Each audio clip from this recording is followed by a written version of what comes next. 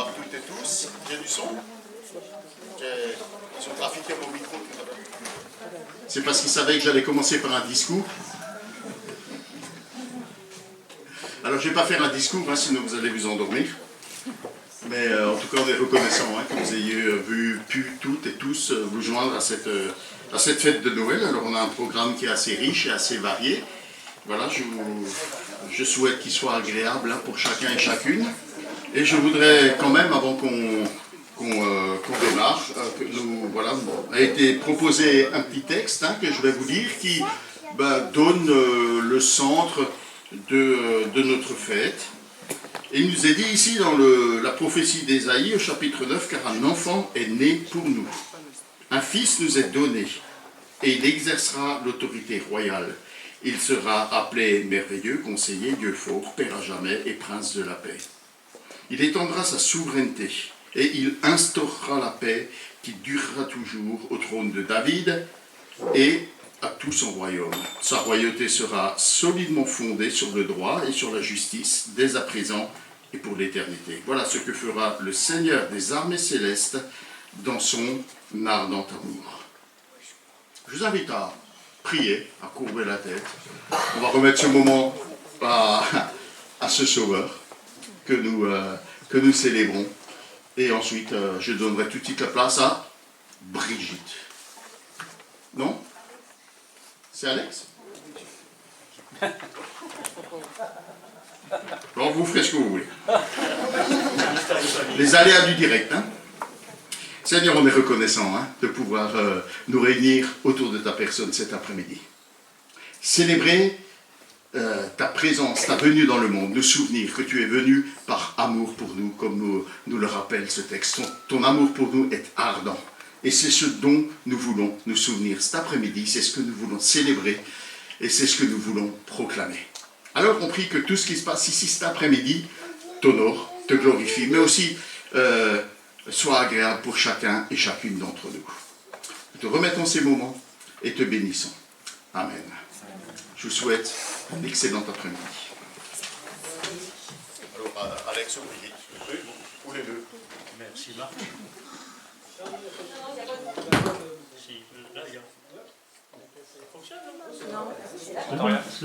Ah, super. Ok, donc je ne vais pas en rajouter, j'avais prévu des choses, mais il a tout dit, c'est très bien. Alors justement, dans cet après-midi, que ce soit un moment de fête, de joie, en souvenir de la venue de notre Sauveur, notre Seigneur. Donc toute la famille de l'Église s'est motivée, s'est mise au travail pour justement fêter ce moment merveilleux entre nous. Donc voilà, alors dans un premier temps, nous allons voir Brigitte qui devrait démarrer. Voilà, on attend Brigitte. Ensuite, il y aura Laetitia avec les petits.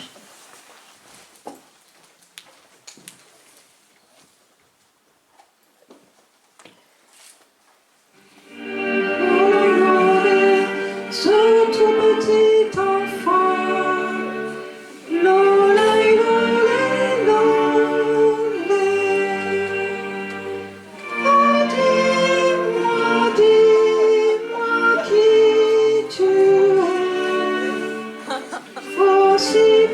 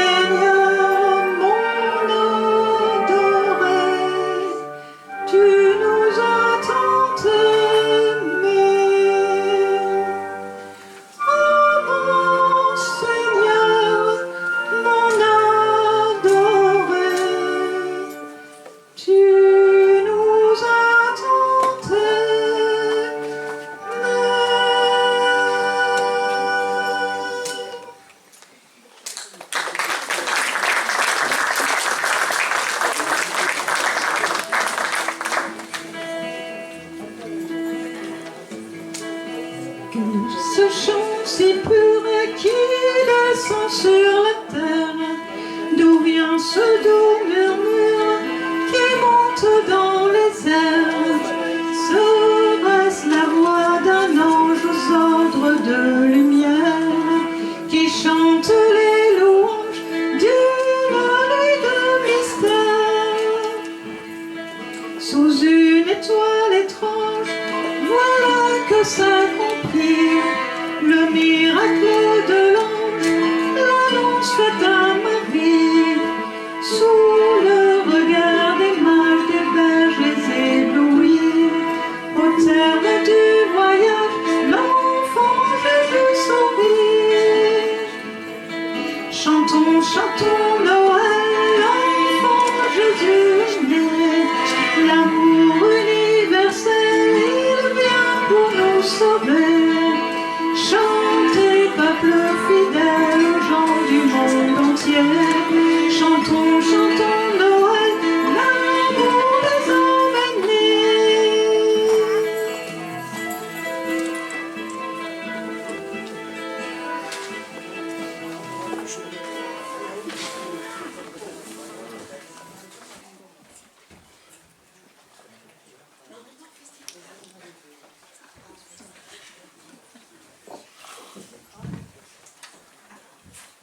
Les trois sapins. Il était une fois, en haut d'une montagne, trois petits sapins plantés dans le sol les uns à côté des autres. Au fil des années, leurs racines se mêlaient les unes aux autres et plus elles s'enchevêtraient, plus les liens d'amitié grandissaient entre eux. Un soir, alors que les rayons de lune offraient de beaux reflets dorés à leurs épines, les trois amis rêvèrent à leur avenir. Le premier arbre regarda les étoiles qui brillaient comme des diamants au-dessus de lui. « Moi, quand je serai grand, dit-il, j'abriterai un trésor. Je vais être recouvert d'or et rempli de pierres précieuses. Je deviendrai le plus beau coffre à trésors du monde. » Le deuxième arbre regarda le petit ruisseau qui courait au pied de la montagne. Il imaginait la suite de sa route à travers tout le pays, serpentant à travers les plaines jusqu'à se jeter dans l'immensité de l'océan. Moi, je serai un grand voilier. Je naviguerai sur de vastes océans. Je voguerai nuit et jour sur l'infini des eaux. Je serai un bateau splendide qui fera rêver les enfants, et je transporterai des rois et des reines à l'autre bout du monde. Le troisième petit arbre regarda au-dessous de lui, et il vit la ville où des hommes et des femmes s'affairaient. Je ne veux jamais quitter cette montagne. Je veux pousser, pousser et pousser encore jusqu'à toucher le ciel. Je serai si grand, si haut que lorsque les gens s'arrêteront près de moi, leur regard courra le long de mon tronc jusqu'à mes épines, ils lèveront les yeux jusqu'au ciel et sauront combien Dieu est grand. Les jours passèrent, puis les semaines, le froid arriva, l'hiver rigoureux s'abattit sur la montagne, qui bientôt fut recouverte d'un soyeux manteau blanc. Les trois amis attendirent jusqu'à ce qu'un matin, le chant d'un passon les éveilla. Le printemps était revenu. Les trois sapins profitèrent de l'été pour grandir encore un peu. Un matin, le bûcheron passa près d'eux et les regarda.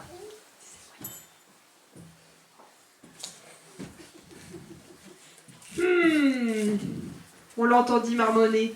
Trop jeune, trop fin, trop frêle.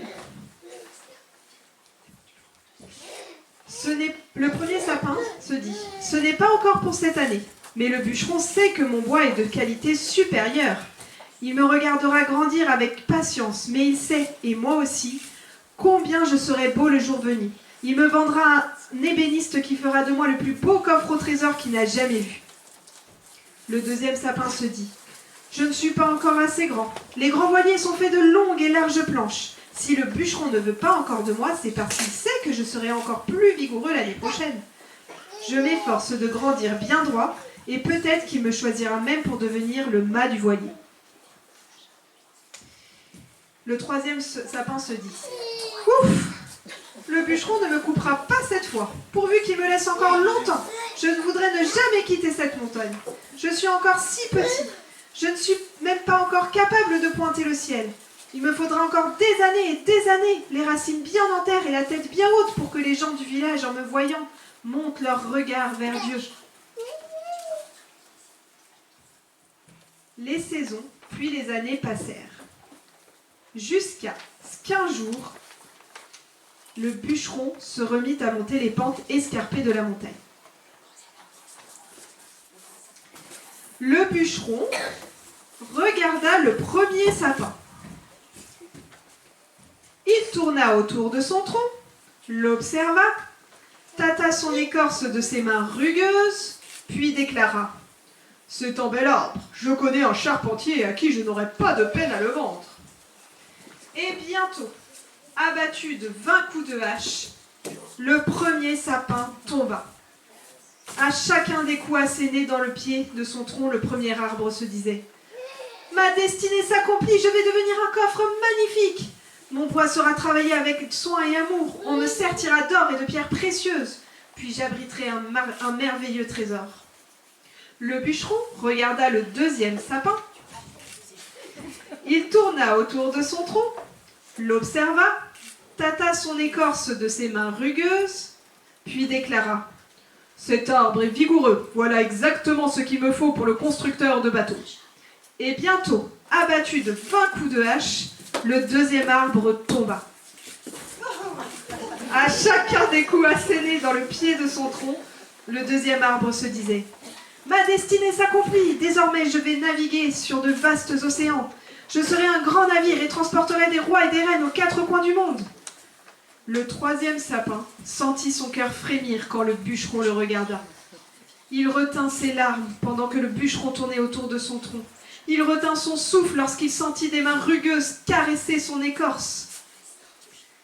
Si on le coupait, ses rêves de grandeur seraient réduits à néant. Mais bientôt, sous les coups de hache, le troisième arbre tomba.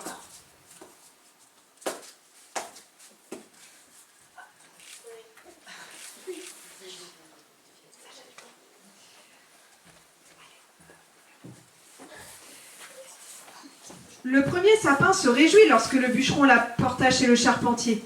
Mais le charpentier avait beaucoup trop de travail pour penser à fabriquer des coffres et de ses mains calleuses, il débita des planches et transforma l'arbre en mangeoire pour la ferme voisine.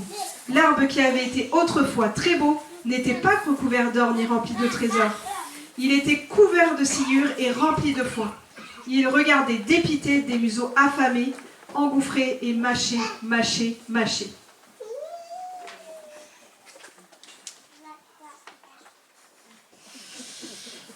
Le deuxième sapin sourit quand le bûcheron le transporta vers le chantier naval. Mais ce jour-là, nul ne songeait à construire un voilier.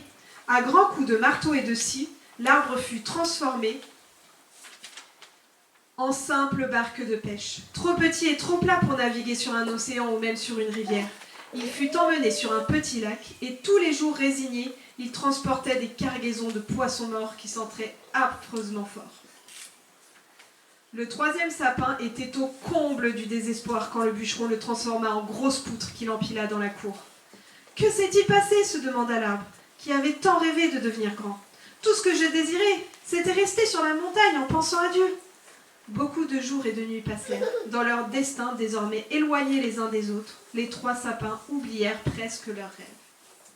Mais une nuit, la lumière d'une étoile dorée éclaira le premier sapin au moment où une jeune femme formait un nid de foin et couchait son nouveau-né dans la mangeoire. « J'aurais aimé pouvoir lui faire un berceau, » murmura son mari. La mère serra sa main dans la sienne et sourit, tandis que la lumière de l'étoile brillait sur le bois poli. « Cette mangeoire est magnifique, dit-elle. » Le premier arbre reconnut le museau du bœuf et celui de l'âne, s'approchait non pas pour mâcher cette fois, mais pour souffler doucement sur l'enfant et le tenir au chaud. Et soudain, le premier arbre sut qu'il renfermait le trésor le plus précieux du monde.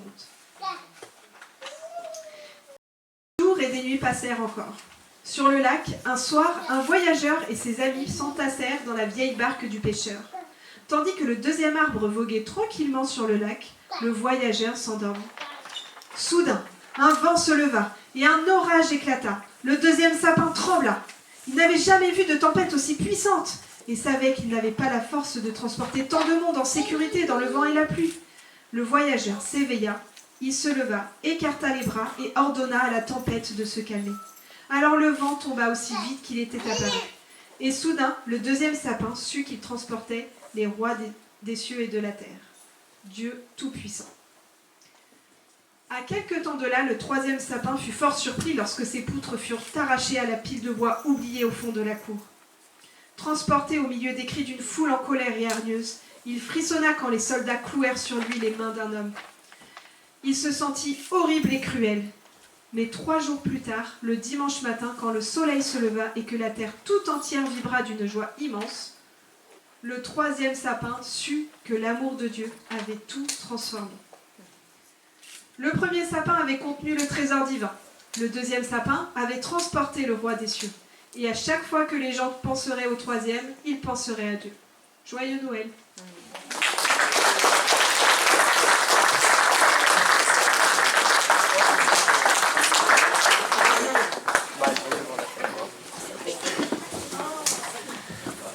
Bravo les enfants.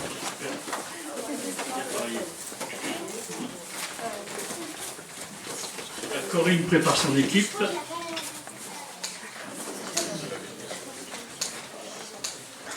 On va raconter l'histoire d'un singe dans la peau d'un lion. Ce jour-là, il fait très beau dans la jungle.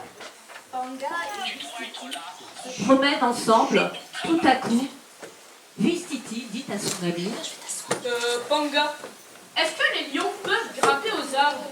Par quoi? Bon, regarde celui-là.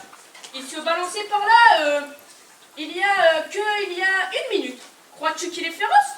Je crois qu'il ne nous fera pas de mal. Allons lui dire bonjour. Salut là-haut! Quoi? Oh! Waouh! Ne vous approchez pas plus, sinon je saute de cette branche et vous avale tout cru. Vraiment? Eh bien, qui êtes-vous donc? Waouh! Je suis le roi des animaux. Ah, Bumba! Comment peux-tu te promener déguisé en lion avec une peau toute trouée par-dessus le marché? Ne me parle pas comme ça, oiseau, sinon je te mange. Je ne suis plus un singe, je suis devenu lion et je fais tout comme un lion. Tu ne peux pas devenir un lion simplement en imitant. Regarde mes grands pas de lion.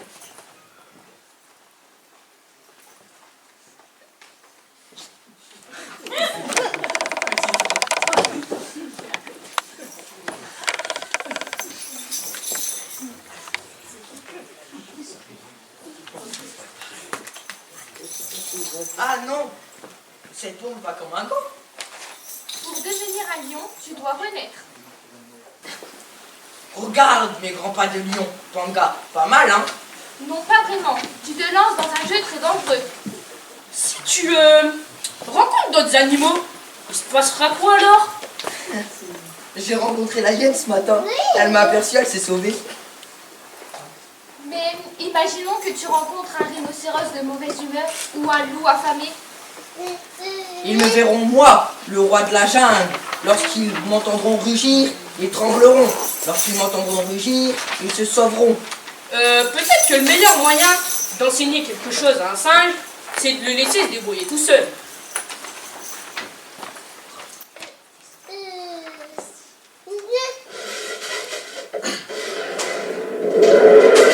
Oh là là, attention tout le monde! Wolfie arrive! Vite, Pumba! Monte dans un arbre avant qu'il ne te voie. Viens, Panga! Fais ce que Vistiti te dit. Tu joueras au lion plus tard. Je ne suis pas effrayé, même si vous l'êtes. Wolfie sait à quoi s'en tenir face à un lion. Waouh! Salut Visiti, cache-toi si tu as peur. Alors Wolfie arrive, n'est-ce pas? On va voir à qui l'affaire. Waouh! Ça lui enverra des frissons dans le dos. Qui a fait ça? Cours, Bumba! Cours vite! Ah! Reste là, où tu es, gentil chaton?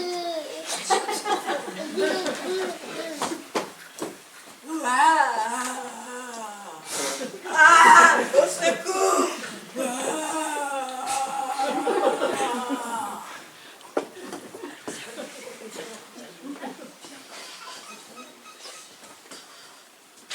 Vous m'avez sauvé. Merci, Panda.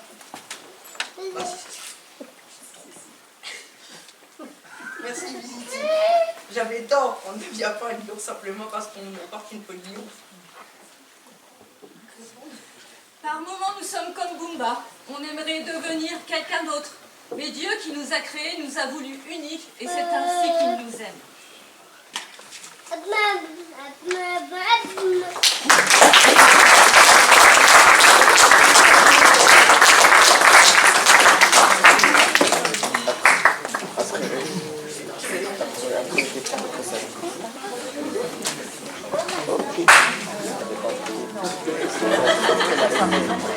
Alors, j'ai des explications à vous donner.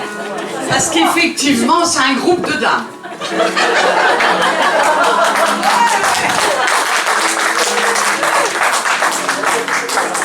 Mais je vais vous expliquer l'intrus. En fait, Raymond, approche-toi. Voilà, ça c'est Raymond. Raymond, il accueille les dames dans sa maison. Donc voilà pourquoi on l'a pris dans notre groupe. Hein. Seulement aujourd'hui, mais pas aux réunions de dames, il n'a pas le droit. Et Léo, approche Léo. Viens devant. Et Léo, c'est le taxi. Il prend toutes les femmes en cours de route pour les mener chez Chantal. Voilà pourquoi on l'a accepté dans le groupe. Et c'est pas fini. Moi, je vais appeler 3 petits-enfants.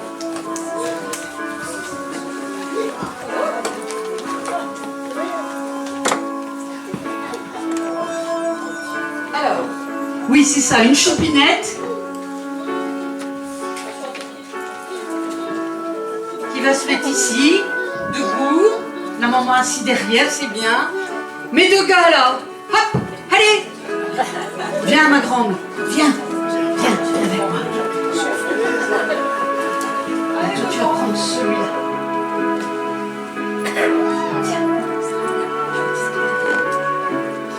Viens mon petit gars, viens.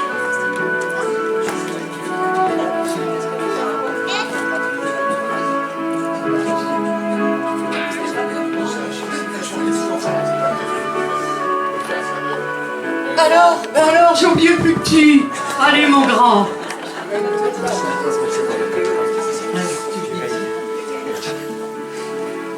Bon, on va essayer de le faire correctement, soyez indulgents parce que on fait ce qu'on peut, hein. On est des personnes âgées.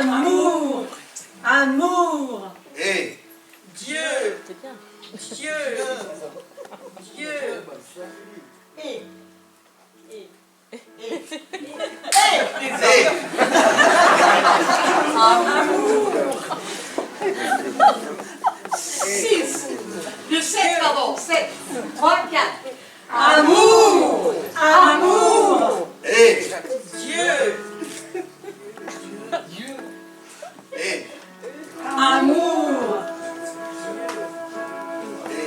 Amour. Dieu. Amour. Dieu. Dieu. Dieu. Amour. Amour.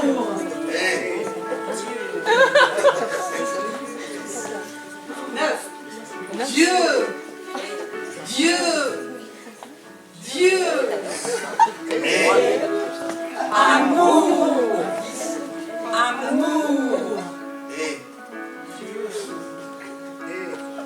Il fait votre band, ça 12. Dieu. Dieu. Dieu. Amour. Amour. Amour.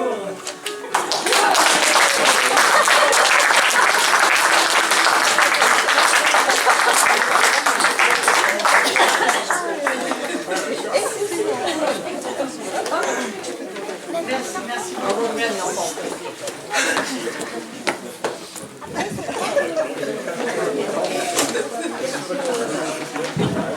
Un petit peu, ça marche un petit peu, ça fonctionne un petit peu. Dans une sacrée chorale, là, dis donc, la partition a été compliquée à mon avis. Hein. Vous avez compris de quoi il s'agissait? Dieu est amour, tout le monde a compris. Dieu est amour, c'est pour ça qu'il y a Noël. Alors on va laisser la place aux petits jeunes. Alors, un groupe de jeunes est demandé rapidement. Tu peux dire, non, pas vous jeune homme, pas vous jeune homme. Voilà.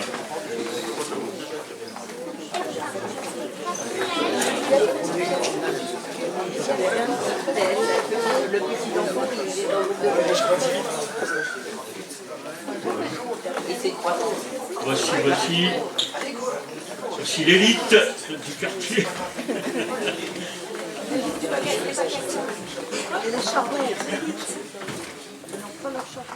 Histoire du roi Josias. Il était une fois un roi dont le nom signifiait l'Éternel. L'Éternel guérit. Enfin, il s'appelait Josias en hébreu et il était roi de Juda. Malgré son jeune âge, il appela la nation tout entière à se tourner de nouveau vers Dieu et à obéir à sa parole. Silence, le roi va parler. Habitants de Juda, vous êtes-vous rendu compte que tout le monde dans ce pays n'adore pas Dieu? La plupart des gens préfèrent rendre un culte à des pierres et à du bronze. À des pierres et à du bronze. À des pierres et à du bronze. Vous savez ce que j'en pense? Eh bien, ça m'échauffe le sang.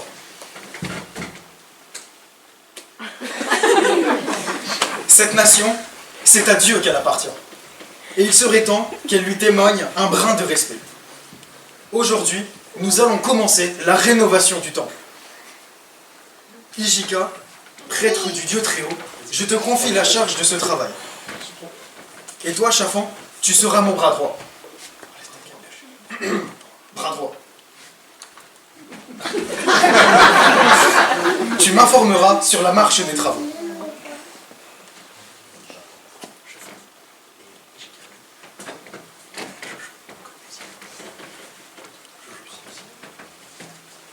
Rénovez le temple à vos ordres, Majesté. Bonjour, viens par là. Oui, monsieur Corbusier. Il faut mettre ces pierres précieuses à leur place, réparer le mur sud, faire briller l'or de ces linteaux, c'est très délicat, parce que le mur peut s'effondrer au moindre souffle.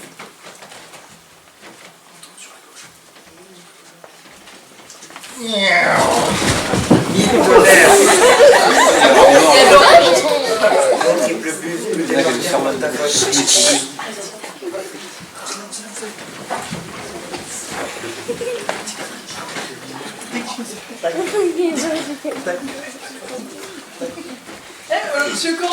Monsieur Corbusier, vous venez voir, il y a un passage secret et avec une boîte dedans. Et oui, on dirait bien Jojo. Est-ce qu'il faut la porter au grand prêtre? Oui, et n'oublie pas de dire votre grâce. D'habitude, c'est à l'heure du repas qu'on rend grâce. Je ne dis pas de rendre grâce, mais d'appeler Ijika votre grâce, votre excellence. Ah bon, j'ai compris.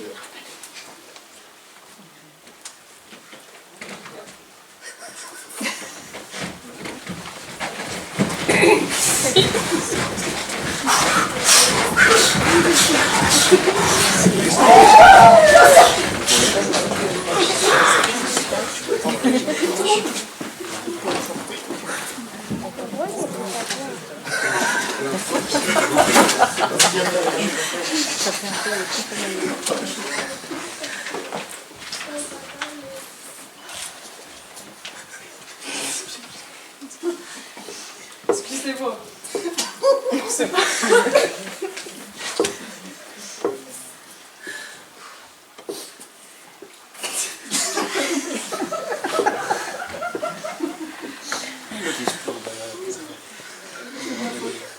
Excusez-moi. Pour ce pain que tu nous donnes. Merci. Ah ouais, non, c'est pas ça. On l'a trouvé dans cette boîte, dans le placard secret. Il y a peut-être un trésor à l'intérieur. Des rubis. Oh. Des perles. Ouais. De l'or.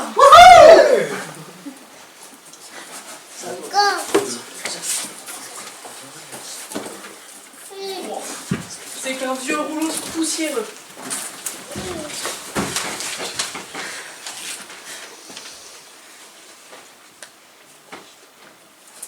Il est resté caché durant des années. Voyons ce qui est écrit. Peuple d'Israël, écoute ce que le Seigneur ton Dieu est le seul Seigneur. Tu aimeras le Seigneur ton Dieu de tout ton cœur. C'est le livre de la loi. Faites venir le secrétaire du roi. Faites venir le secrétaire du roi. Faites venir le secrétaire du roi. Faites venir le secrétaire du roi. Faites venir le secrétaire du roi. Faites venir le secrétaire du roi. Faites venir le secrétaire du roi. Faites venir le secrétaire du roi. Mais c'est moi ça. Je suis le secrétaire du roi. Votre grâce. J'ai trouvé le livre de la loi. Ce sont les paroles que Dieu adresse à son peuple. Elle était cachée dans une petite boîte et personne n'a pu les retrouver pendant des années. Le livre de la loi. C'est incroyable. C'est époustouflant. Le livre de la loi. Exactement. C'est plutôt surprenant. Faut-il sonner les cloches? Tu ne comprends pas. C'est une terrible catastrophe. Une catastrophe. Une terrible catastrophe. On a trouvé le livre de la loi caché dans une boîte. Justement. Ça veut dire que pendant des années, personne n'a lu le livre de la loi. C'est vrai ça, j'y avais pas pensé. Ce qui veut dire que Dieu est très en colère. Il n'y a pas de temps à perdre. Porte ceci au roi immédiatement. Je lui en remettrai aux mains propres, votre grâce. Oh là là, quelle histoire! Oh, misère! Oh, misère! Et le roi Josias va être bouleversé par tout ça. J'en suis sûre. Oh oui, j'en suis sûre. Il ne se remettra pas la belle chose. Oh là là, dire que Dieu s'est donné tant de monde pourrait faire écrire ce livre en personne, une personne pour le lire. Malheur de malheur. Ding dong. Entrez. Ô roi, vis éternellement, que ton nom soit honoré parmi tous les peuples, que ton royaume accepte gouverne la terre entière, que ta magnificence... C'est bon, ça va, ça va. Très bien, chef. Qu'y a-t-il? Votre majesté, une terrible catastrophe. Qu'est-ce que c'est que ça? Vous voyez bien, on l'a trouvé. Quoi? La catastrophe. Écoutez, plutôt, je cite. Le Seigneur notre Dieu est le seul Seigneur. Vous aimerez le Seigneur de tout votre cœur, de toute votre âme et de toute votre force. Et voici... Mais c'est les livres de la loi. Vous l'avez retrouvé. C'est merveilleux. Eh bien, en fait, je voulais dire que... Non, hélas, je suis heureux d'avoir pu vous être aussi. Mais Chafal, tu ne te rends pas compte. C'est terrible. Terrible? Mais oui, c'est merveilleux et terrible. Merveilleux parce que désormais, nous pourrons lire la parole de Dieu et lui obéir. Terrible parce qu'elle nous révélera tout ce que nous avons négligé et oublié. Oh, que Dieu nous pardonne. J'avais bien dit qu'il serait bouleversé. Pardonne-nous de ne pas avoir lu ta parole, de ne pas avoir écouté tout ce que tu avais à nous dire. Pourras-tu jamais nous pardonner? Oh Dieu, tu m'as aidé et secouru en toutes circonstances. Et maintenant, je vois combien je t'ai négligé. Aide-moi à tout remettre en ordre. Immédiatement, Josias se mit au travail. On fit une lecture publique du livre de la loi, et les gens du pays vinrent écouter la parole de Dieu. Tout le peuple s'engagea à suivre l'exemple du roi, à lire la parole de Dieu et à lui obéir. Il est écrit dans le livre des Psaumes, au chapitre 19, versets 8 et 9, « La loi de l'Éternel est parfaite, elle redonne vie. L'acte de l'alliance de l'Éternel est digne de confiance, et aux gens inexpérimentés, il apporte la sagesse. Les décrets de l'Éternel sont justes et ils font la joie du cœur. Les commandements de l'Éternel sont limpides et ils donnent du discernement. Et toi, quand commenceras-tu à te mettre en marche et à lire la Bible, qui est la parole de Dieu ?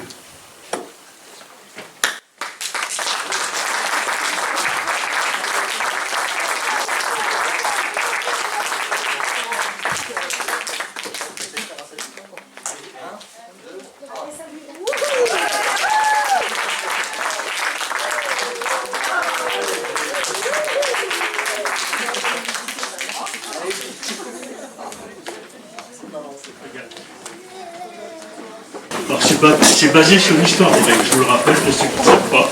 Ceux qui ne connaissent pas la Bible, c'est une histoire vraie, quelque chose qui est réellement arrivé. Il y a très très très longtemps. Ah, on va laisser la place maintenant. Ah, petit. Vas-y.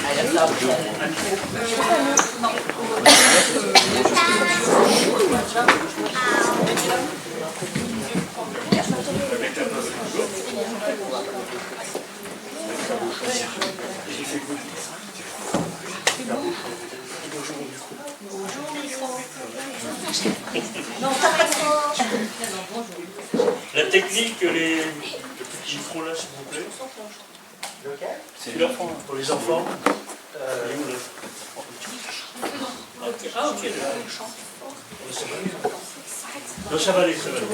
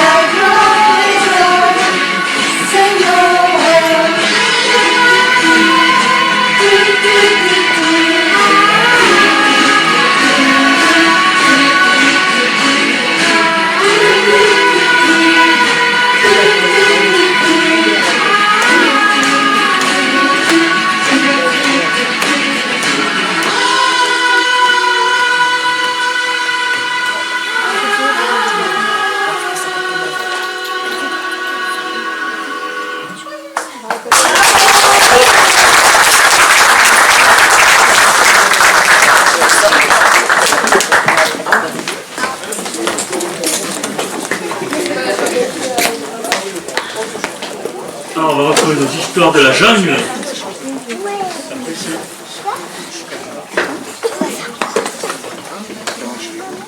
Ce n'est pas juste. Samba le lion a une belle peau bronzée, et Twiga la girafe est dorée, mouchetée, comme les rayons du soleil, et l'ombre. Et moi, je suis tout noir. Et alors, le noir n'est pas salissant? Eh ben ça je ne te le fais pas dire. Regarde-moi, il n'arrête pas de me laver tout le temps et puis le noir c'est utile hein. Au moins la nuit les lions ne peuvent pas te voir. Mais si seulement mes poils pouvaient changer de couleur. Mais tu sais, je connais un endroit dans cette jungle où les rêves se réalisent. Où ça? Vite, dis-le-moi. Où est-ce que les rêves ils se réalisent?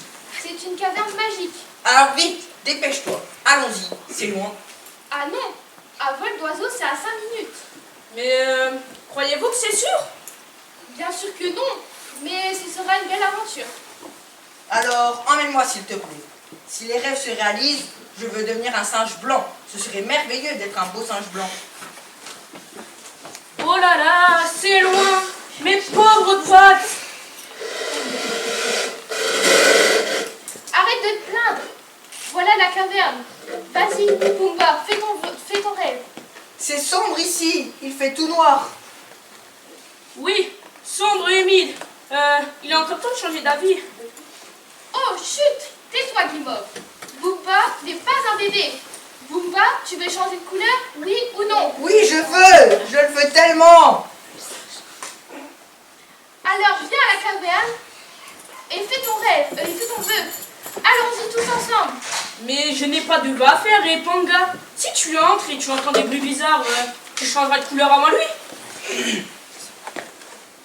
Tu es très courageuse, hors de la caverne. Chut! Ne faites pas de bruit, j'y vais. Tu n'aurais jamais dû lui parler de cette caverne. Tu peux parler, toi. Écoute, c'est le cri de Bumba.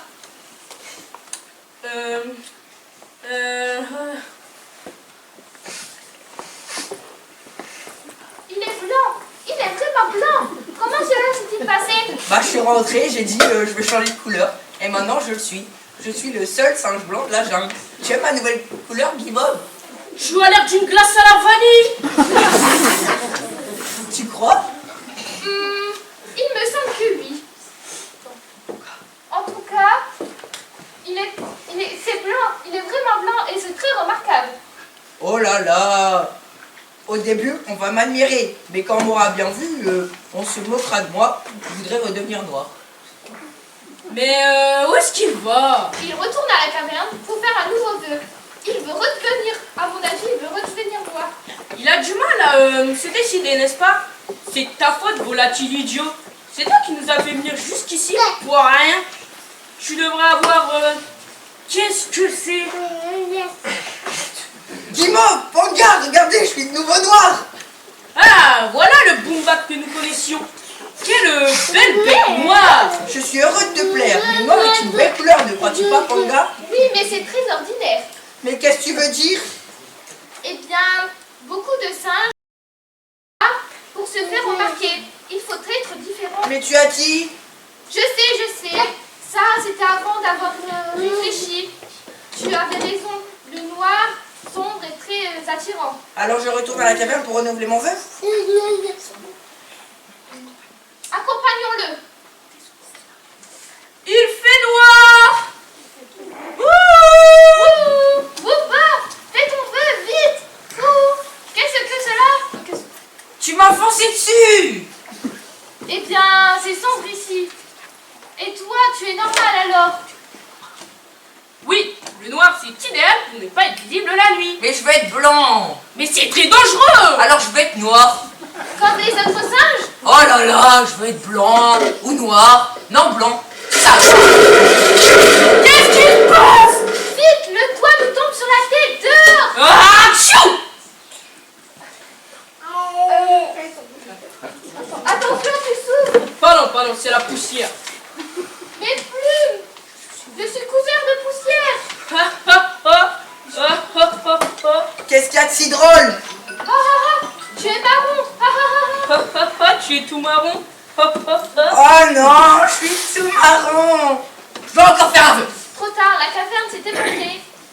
Oh, pourquoi je n'arrive pas à me décider? C'est que tu ne l'as pas fait assez vite. Tu resteras tout marron toute ta vie. C'est la même chose. C'est la même chose pour les enfants et les adultes.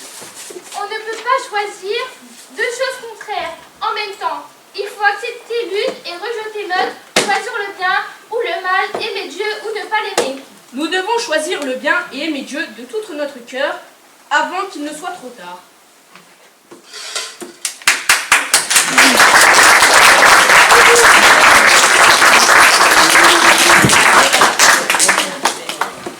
Merci. Les amis de la Jeanne. Venez vous montrer un petit peu qu'on voit qui est derrière les petites marionnettes. S'il vous plaît. On va la montrer l'autre. Voilà. Vas-y, applaudis, hein. Bravo.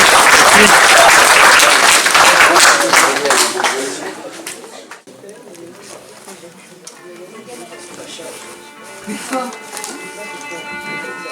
J'ai rêvé d'un Noël. Yves Prigent.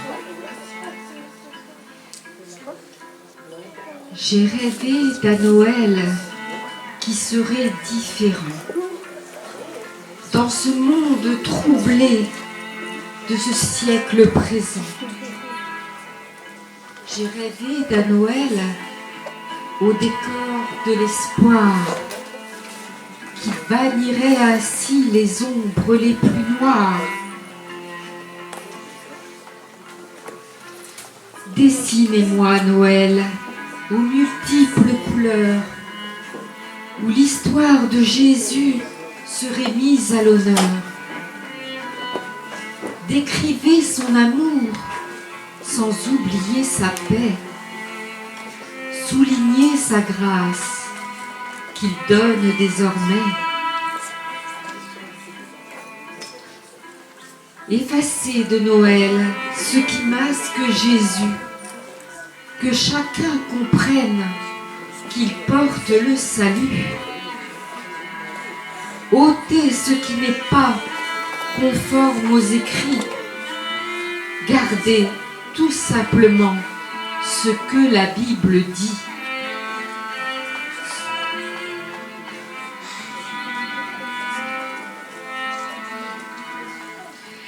Mettez au silence tous ces bruits discordants qui montent de la terre aux accents effrayants. Faites taire la rumeur que Dieu serait lointain, alors qu'il vient ce jour vous prendre par la main.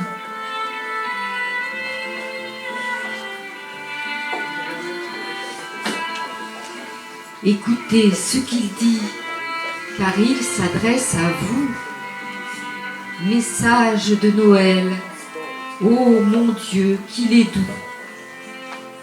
Chantez et proclamez l'enfant nouveau-né qui a marqué l'histoire de notre humanité. Chantez et proclamez l'enfant nouveau-né qui a marqué l'histoire de notre humanité.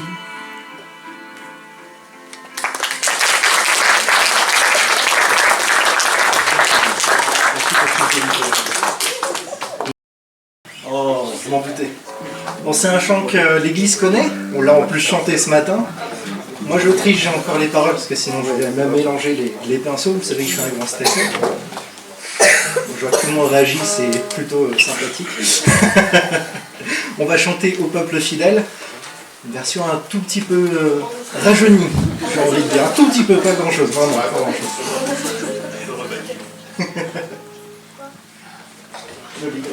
Ah, attends. On est bon.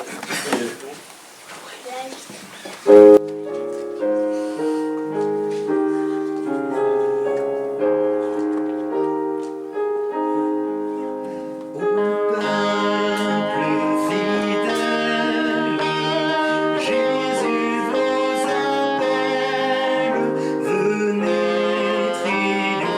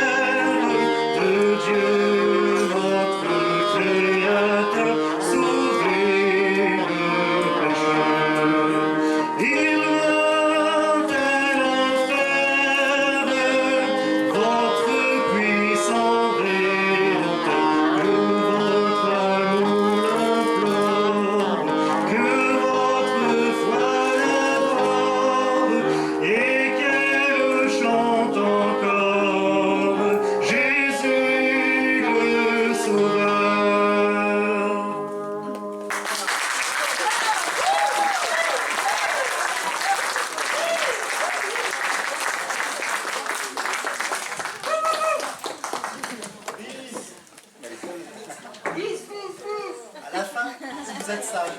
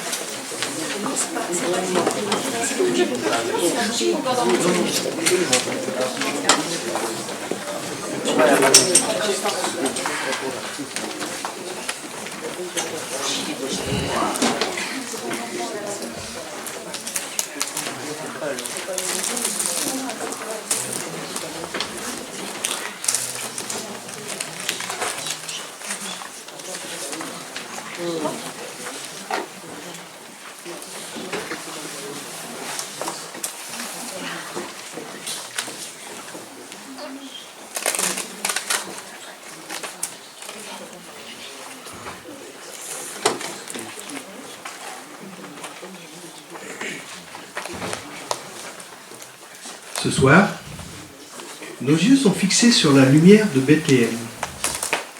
Alors, permettez-moi, en regardant l'enfant de la crèche, de vous raconter une histoire.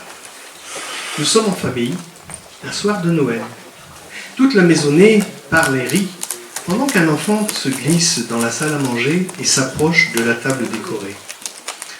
Au milieu des décorations, l'enfant remarque 4 belles bougies dont les flammes brillantes dansent et semblent tenir conversation.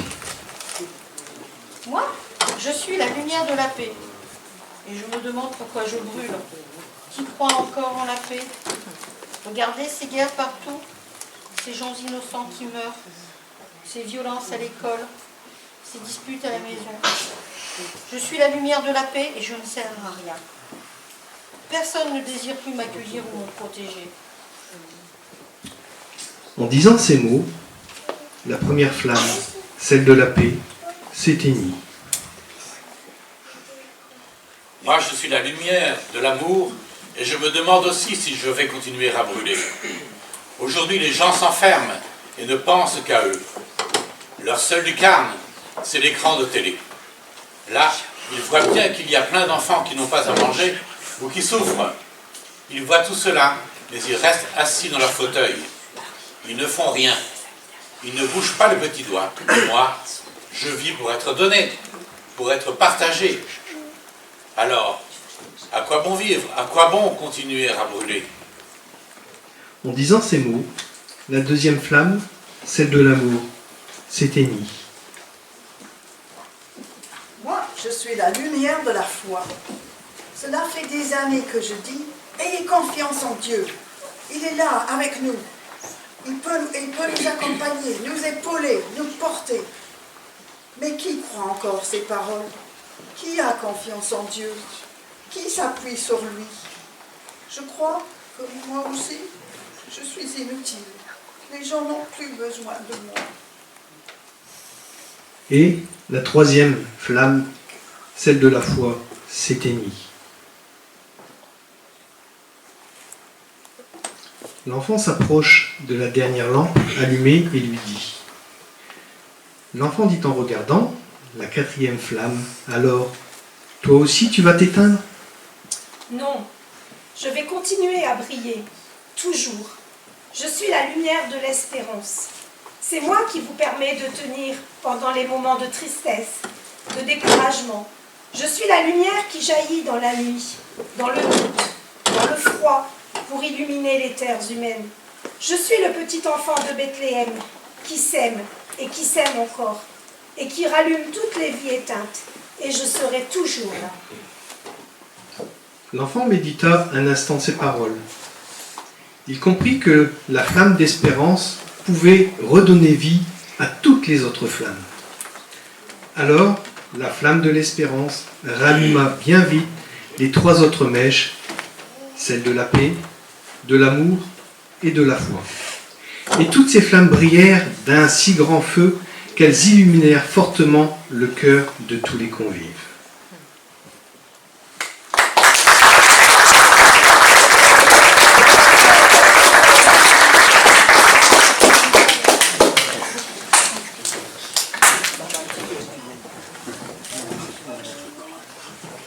Regardez. Aussi. Oui, vous pouvez vous asseoir.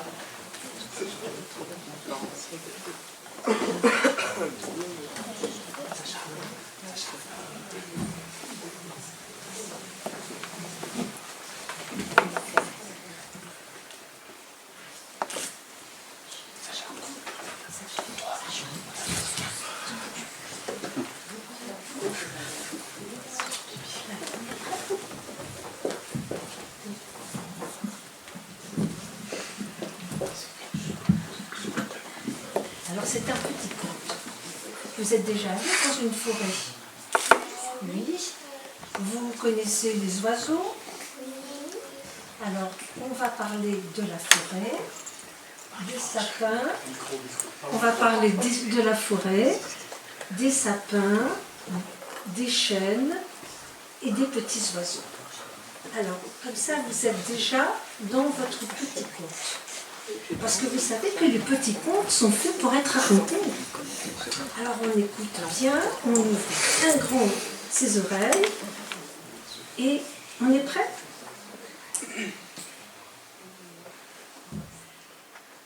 La neige est tombée sur le village. Il fait très froid. Elle est tombée sur le village et aussi sur la forêt avoisinante. Cette neige pure, blanche, brillante. Il fait, c'est la nuit, il n'y a aucun bruit. Aucun bruit, mais on entend un petit craquement sur le sol. Sur la neige. Mais c'est un petit oiseau noir au bec jaune. Oh, il sautille, mais il est blessé à la patte et à l'aile. Oh, probablement que ses parents l'ont abandonné pour aller vers des zones plus chaudes. Notre petit oiseau, qui est une grive, sautille difficilement. Elle s'approche d'un arbre, d'un chêne. « Eh, va-t'en, vilaine, je veux pas de toi. Tu vas manger mes glands, et puis tu vas me salir. » La petite grive continue. Il sautille difficilement. Il s'approche des arbres, des uns des autres, l'abandonne et lui demande d'aller toujours plus loin. Cette petite grive est bien malheureuse. Elle est déçue, elle est triste, mais elle est affamée et elle est fatiguée. Elle ferme les yeux, puis entend chut, chut. Ah, et là, elle les ouvre. C'est le sapin qui l'appelle. Viens par ici, viens par ici, viens et pose-toi sur ma branche et picore ce que tu veux. Je te laisse tranquille et paisible. La petite grive sautille comme elle peut et monte sur la première branche. Et là, elle se repose et s'endort.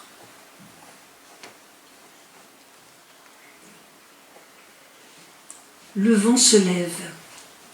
Il souffle de plus en plus fort.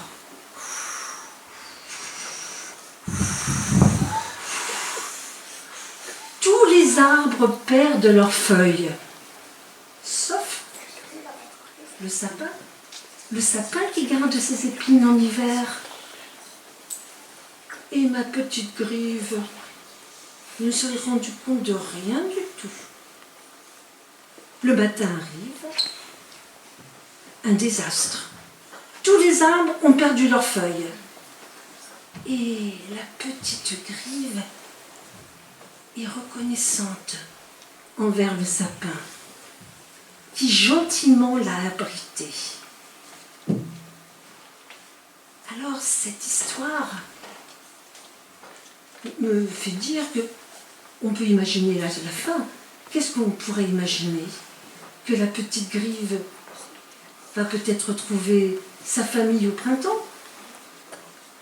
Mais cette histoire aussi me fait penser que lorsque nous passons, ou lorsque vous passez des moments parfois difficiles, c'est-à-dire qu'on a du chagrin, parce que le petit frère n'a pas compris ce qu'on voulait, parce que maman est fâchée contre nous, parce qu'on n'a pas bien agi, parce que le petit, à l'école, oui, on s'est fait punir injustement, ou parce qu'on est triste, pour plein de choses. Et qu'est-ce qu'on peut faire dans ces cas-là? Est-ce qu'on peut aussi demander à Dieu, venir vers lui et lui demander qu'il nous garde et qu'il nous protège comme le sapin l'a fait pour la grive? Dieu est grand, on ne le voit pas, mais dans les moments que nous traversons, quand on n'est pas toujours en forme, Dieu est présent. Il est présent dans notre cœur et il peut nous soutenir. N'oubliez pas que Dieu est un asile, un refuge, un endroit où on peut toujours se réfugier et avec qui on peut tout dire.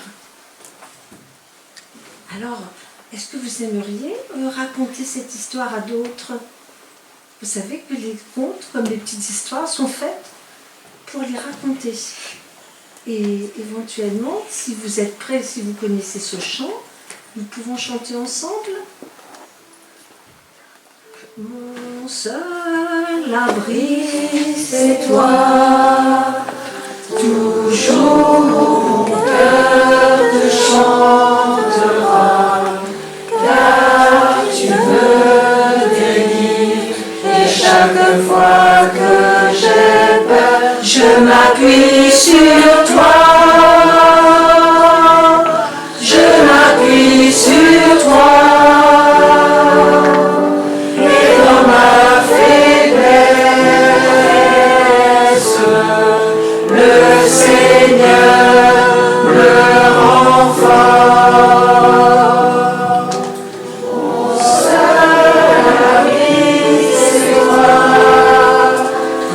Toujours mon cœur te chante.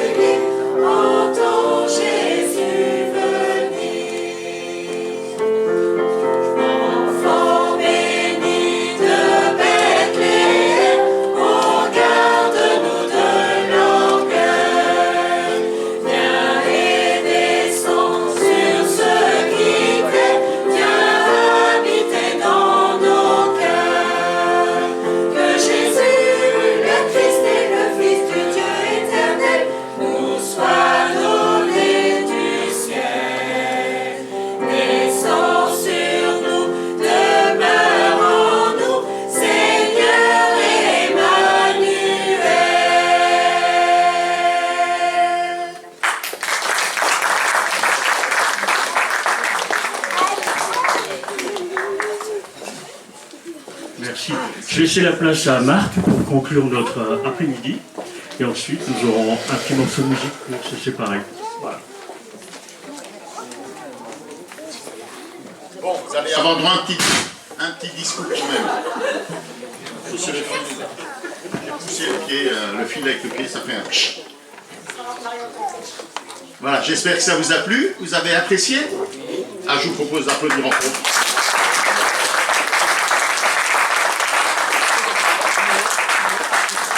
Voilà, alors à mon applaudimètre, ce qui m'est personnel, j'ai entendu que les enfants ont eu beaucoup de succès et la guitare électrique. Enfin, bon. La guitare reviendra. Alors, on a lu ce texte, car un enfant nous est né, un fils nous est donné. On a parlé de ce Jésus qui est venu, vous l'avez vu, humblement dans une petite crèche, sans faire de bruit, humblement. Et voici le contexte de cette annonce. Le contexte dit, mais les ténèbres ne régneront pas à toujours sur ce pays envahi par l'angoisse. Ça vous dit quelque chose, ça? Les ténèbres et l'angoisse? On a vu ces petites lumières qui s'éteignent. Tout ce qui s'est éteint dans notre monde, tout ce qui peut s'éteindre autour de nous, la paix, l'amour, la foi, et, excusez-moi de vous le dire, parfois même l'espérance. Il y a même l'espoir qui s'éteint chez certaines personnes. Mais Dieu ne veut pas nous laisser dans cette situation. C'est la situation dans laquelle nous nous mettons quand nous nous détournons de lui. Quand nous décidons d'en faire qu'à notre propre tête et de gérer le monde comme nous le voulons. Et qu'est-ce que ça donne? Les ténèbres que nous connaissons. Guerre, désastre écologique, impasse politique, toute ressemblance avec des faits réels ne serait pas fortuite. Problème économique. Et puis tout ça, ça fait naître dans nos cœurs l'inquiétude, l'angoisse. De quoi sera fait demain? Qu'est-ce qui va se passer pour nos enfants? Vers qui se tourner? S'il n'y a plus de lumière nulle part, vers qui se tourner pour se diriger? Sur quoi reposer notre espérance? Qui va nous guider dans les ténèbres? Mais heureusement, le texte ne se termine pas là. Il dit, le peuple qui marchait dans les ténèbres verra briller une grande lumière. Elle resplendit sur ceux qui habitaient le pays dominé par d'épaisses ténèbres. Et il poursuit, car un enfant nous est né pour nous. Un fils nous est donné et il exercera l'autorité royale. Il sera appelé merveilleux, conseiller, Dieu fort, Père à jamais et prince de la paix. Et alors c'est un petit enfant que Dieu donne pour résoudre notre problème de ténèbres et d'angoisse.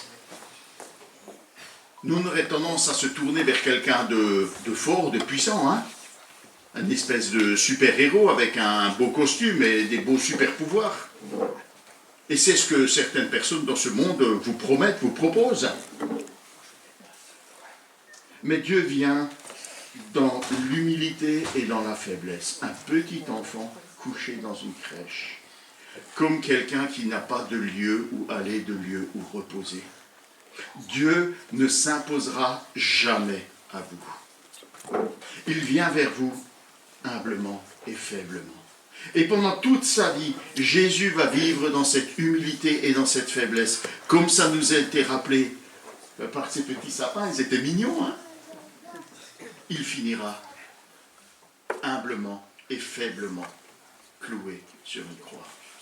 Mais croyez-moi, c'est la plus grande victoire qui a jamais été remportée sur terre.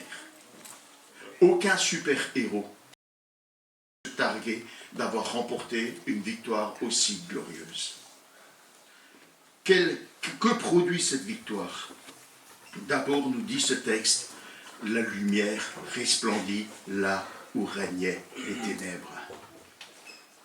Ténèbres, lumière. Froid, chaleur. Ignorance, connaissance. Mensonge, vérité. Péché, pardon. Et on pourrait continuer à faire la relation entre les ténèbres et la lumière.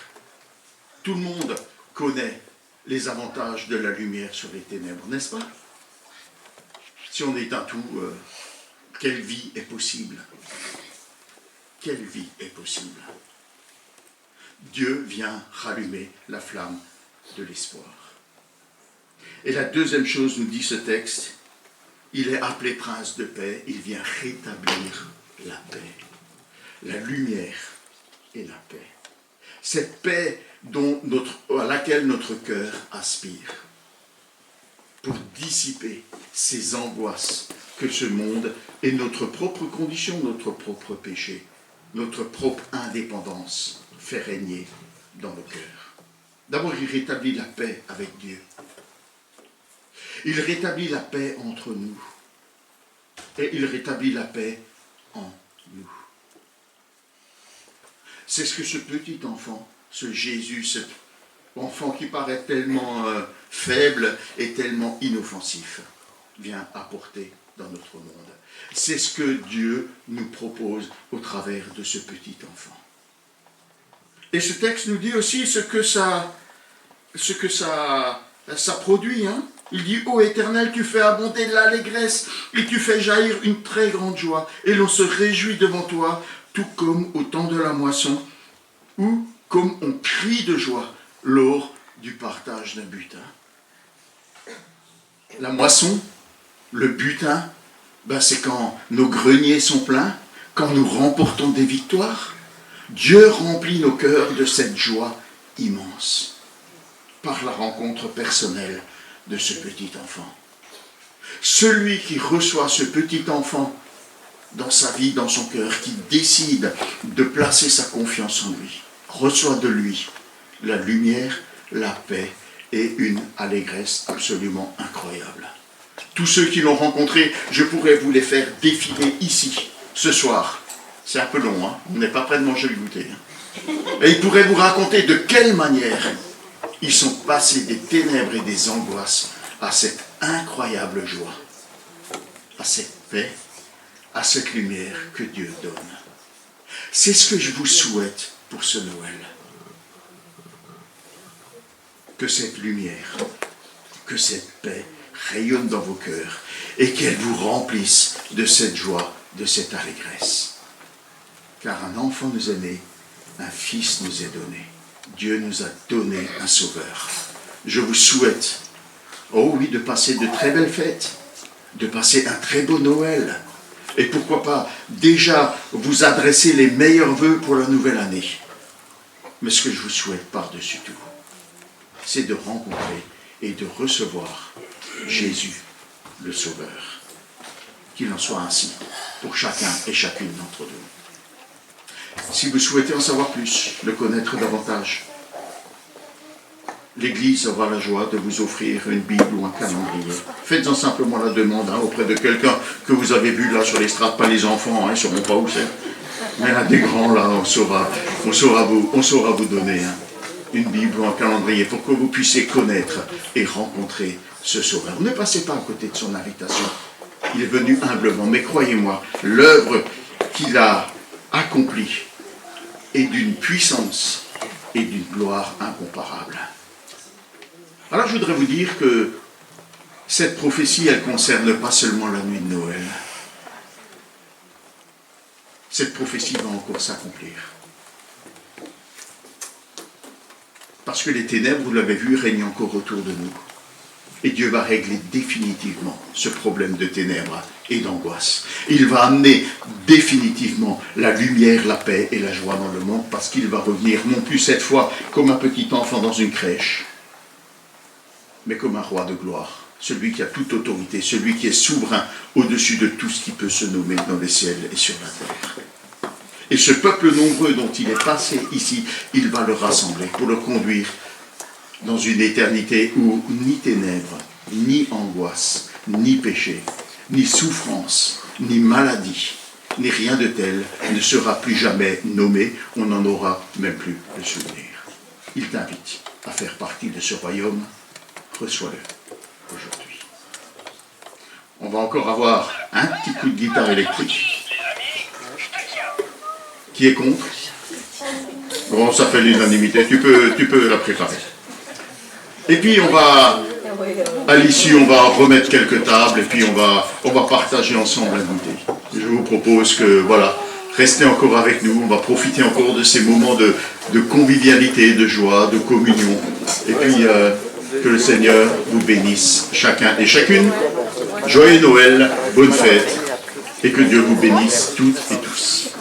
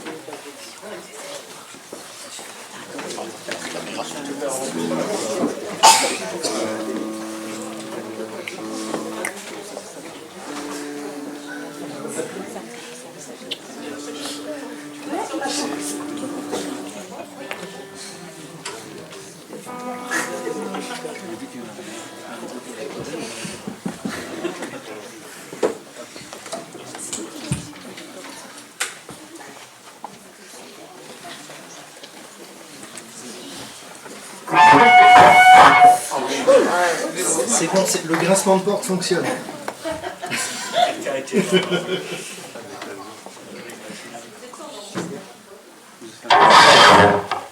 Baisse un peu. Non, c'est bien. Baisse un peu. Ouais, non, c'est bien. C'est pas fort.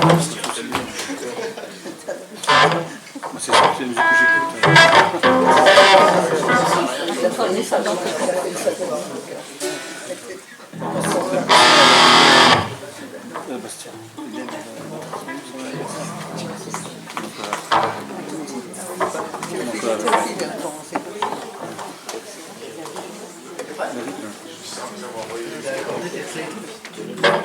Ok, tu peux lancer.